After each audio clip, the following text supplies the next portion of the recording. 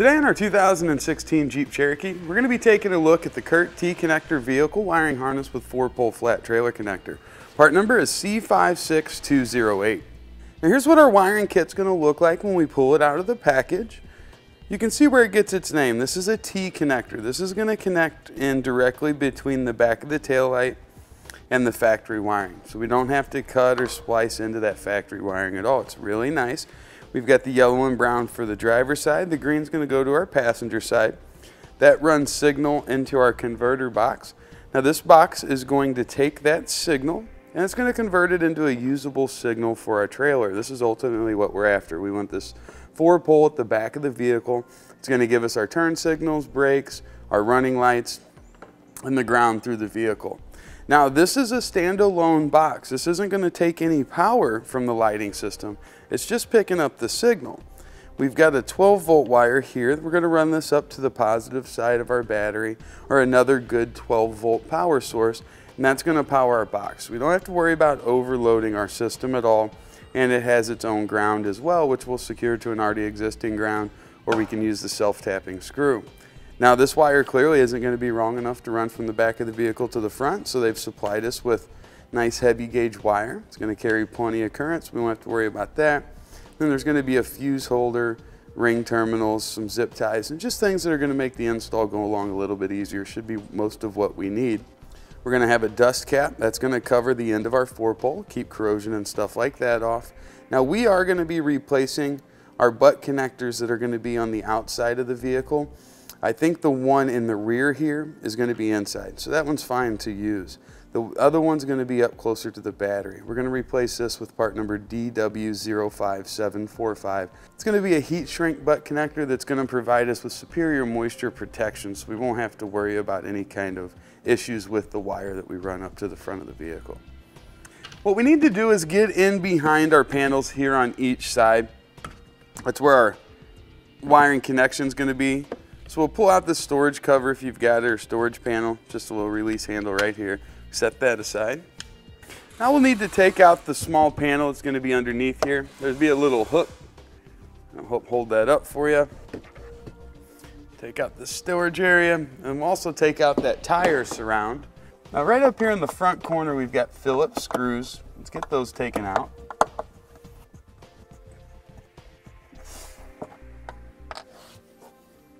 We'll also pull the covers off both the small cargo tie downs here in the back.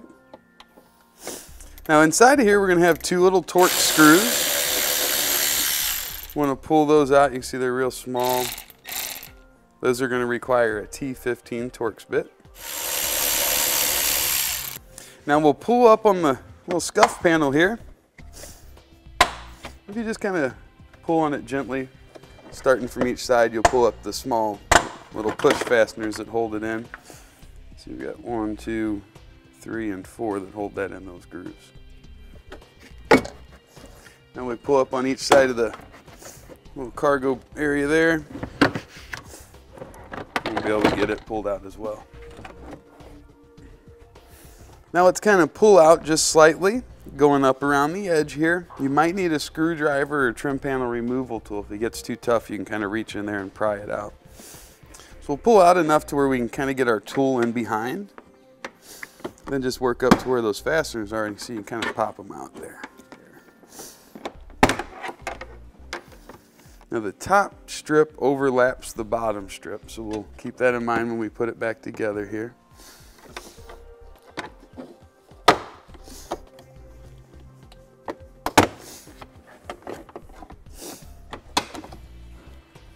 All right, that gives us a little flexibility there, have a little flexibility there.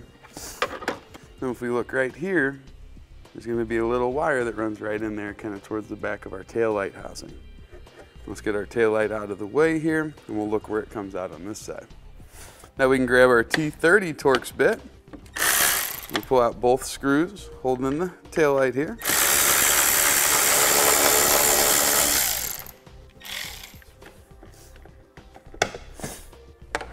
We'll just kind of wiggle that housing out, and if we flip it around here, we'll see our plug right here on the back.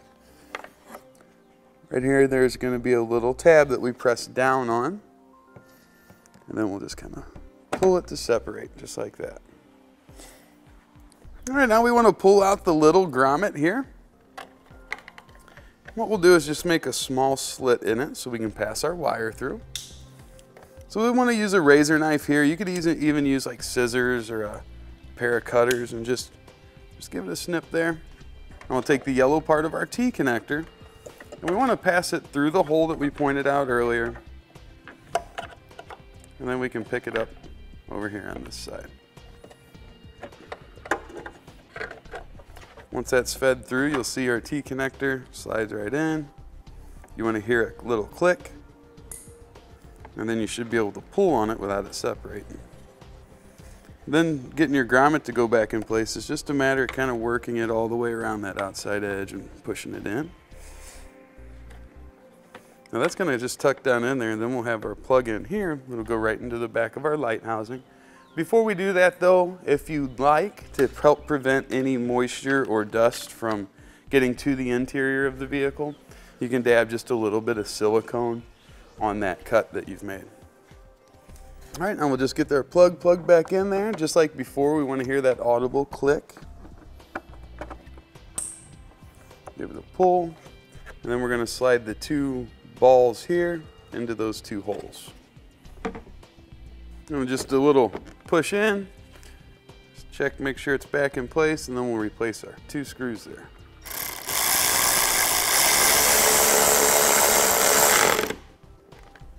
Now what we're going to do is pass our 12-volt wire from the outside of the car inside. You can see there's a little bit of an angle cut on it there. And right down here on the floor we've got a grommet.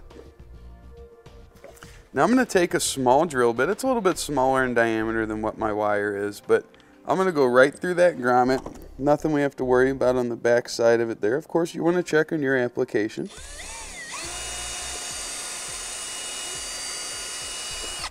I'm just going to make a small hole through the middle of it, and that should allow me to pass my wire up through and still maintain a nice watertight seal.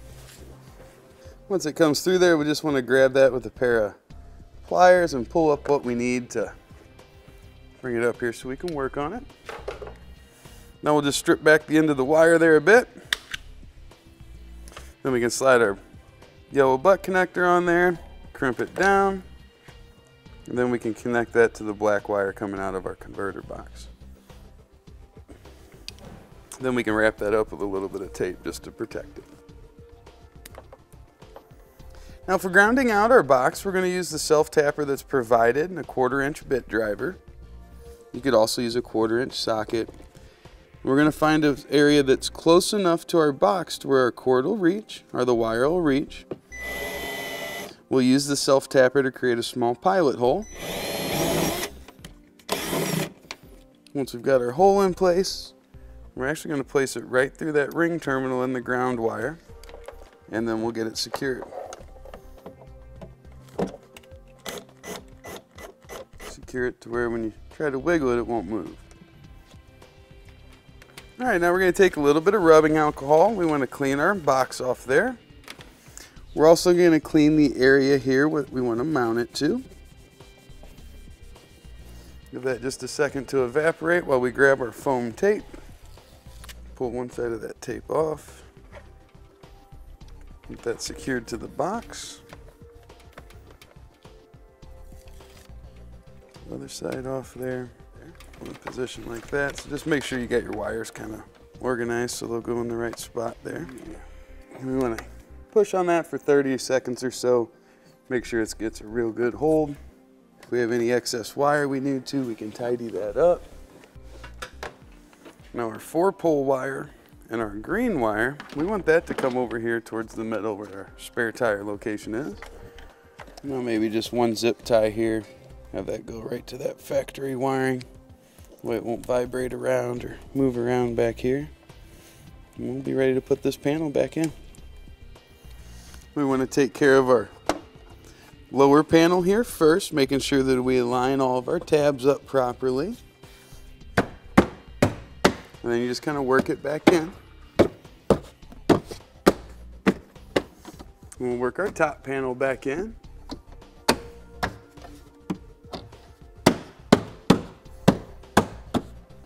Then Then we need to work that weather stripping around. That helps keep everything nice and stable back here. It keeps it tidy looking. Then we're going to do the same thing here on our passenger side for pulling out our panel. All right, now on this side we shouldn't need as much room. Let's get that tail light out and we'll see exactly how much we need.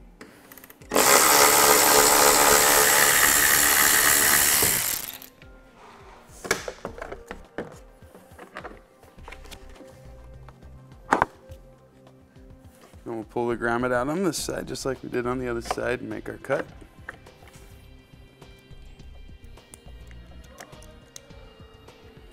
Now we'll pass that up right through the same hole.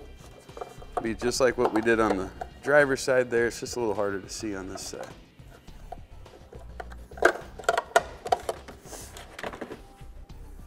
The connection will be made the same way. And we can put our grommet back in. And just like before, if you want to, throw a little sealant on there. Plug our housing back in. And then we'll push it back in, aligning the holes with the balls. Once that's in and lined up, let's replace our screws.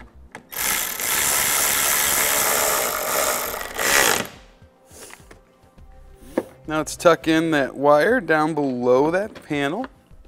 And just like before, make sure everything's lined up here and then start clipping it together.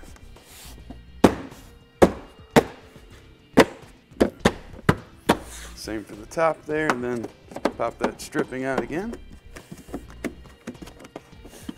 Now where the green wire runs across the threshold here, as long as we miss those areas right there, we should be able to just let it hang in behind that carpet. That'll kind of keep it protected.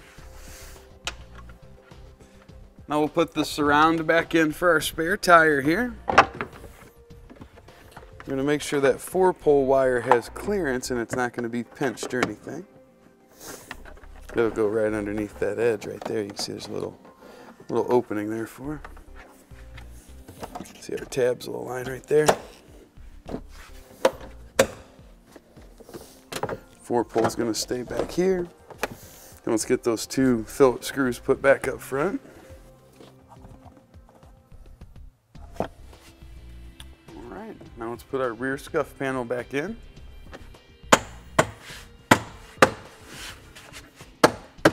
Alright, now let's put those hooks back in.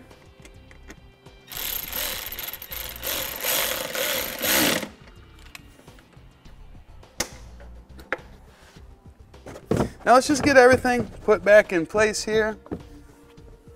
We'll be ready to run that 12-volt wire up front. Now what we're going to do is tape up the end of that 12-volt wire. We're going to use a piece of airline tubing, but you can also use stiff wire or a coat hanger or something like that. Just want to get it to where it's nice and secure, and we're going to use that to guide our wire up towards the front. Now as we do that, we're going to avoid sources of heat, sharp edges, or anything else that might do damage to our wire. We're going to use zip ties to secure it to keep it from wiggling around. That can cause issues down the road. Now we'll come on forward. I'm going to go right over top. There's a fabric wrapped loom there. I'm going to go right over top of that. That's going to provide me with a good anchor point there.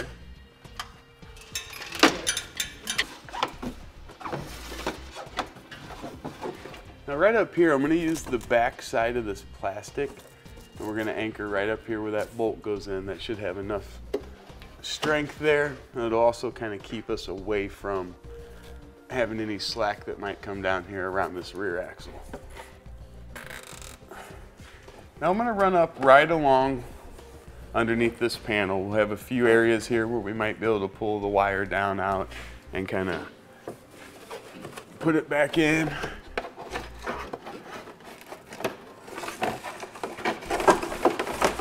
I always like to make sure that I've got a direct line between my wire and my last connection point. That's going to ensure that I'm not going to have any that'll magically just appear out from underneath the vehicle or anything like that.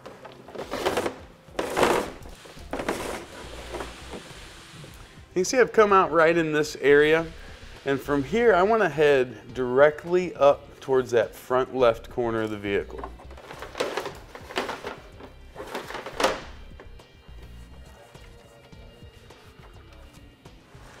right, and then right up here on the steel where it turns upward, we've got a brake line that runs up there towards the master cylinder. So I'm gonna put a zip tie around my wire to give us an anchor point down here, kind of where its attachment point is. Now as we pull our wire up, we're gonna pull it towards the battery and it's gonna tighten that up. It's gonna be above the sway bar that goes across. It's gonna be above that front axle. So it's gonna be in a safe location. We just wanna make sure that we get all of this up there. Sometimes it'll get twisted and it'll get caught and you'll have wire down here. So once you've got it pulled up there, either confirm visually you can see it all the way down, or look underneath here and make sure it's not bundled up.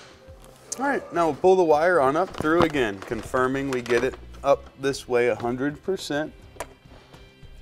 I'll just trim off our wire here. We're not gonna need the full length of it. This gives us a good opportunity. I'm gonna go under this main harness and I'm gonna come right up with the battery cable and I can zip tie off right to it. That's gonna give me another great anchor point, and also if they were to take the cable off, then our wire is gonna go with it, so they won't have to fight it. Now we can strip back the end of that wire. We'll grab our fuse holder. It's gonna come pre-stripped. So we'll just pull those ends off. Now take a look at them. You can see that one's kind of cut on an angle, so we'll clean that up. Now on one side of there, we're gonna add the butt connector. I gave you the part number 2 earlier.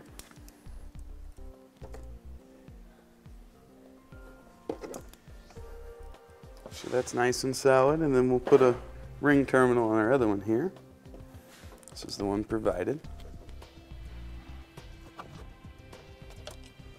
Now we'll use a lighter, heat gun, or if you've got a little mini torch, we can use that. We just want to heat this connector up.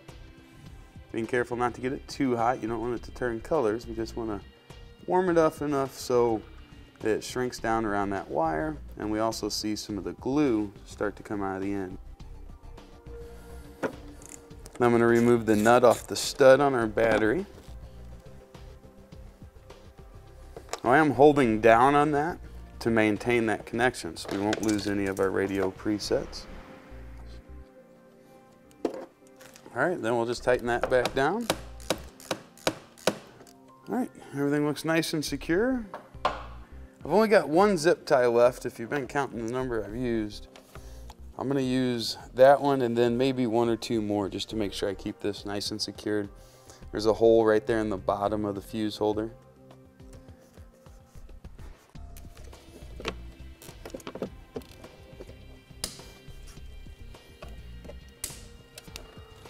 Now we'll place our 10 amp fuse that was provided down in our fuse holder. Once we've got that in there, then we'll just close that cover over the top, just like that. This is going to be easy to get to. It's going to be identifiable, but it's not a bunch of wires all ran around. Now when it's time we want to use it, just pull our cover up here. Pull that on out. That's got plenty of room there. We won't have to worry about damaging our wire, and also right there. The only area we really want to avoid here is our striker. We don't want to get it caught in there because that will do damage. Now we're going to test our wiring out, make sure everything's working as it should. We're using Curt tester part number I26. Basically it just is going to plug in. This is going to simulate a trailer. And we can start by turning on our running lights. Then we'll try our left blinker, our right blinker, and our brakes. And when we're done with our wiring for the day, we'll be able to store it away pretty nicely and neatly underneath this cover. You can store it on top of the cover if you want.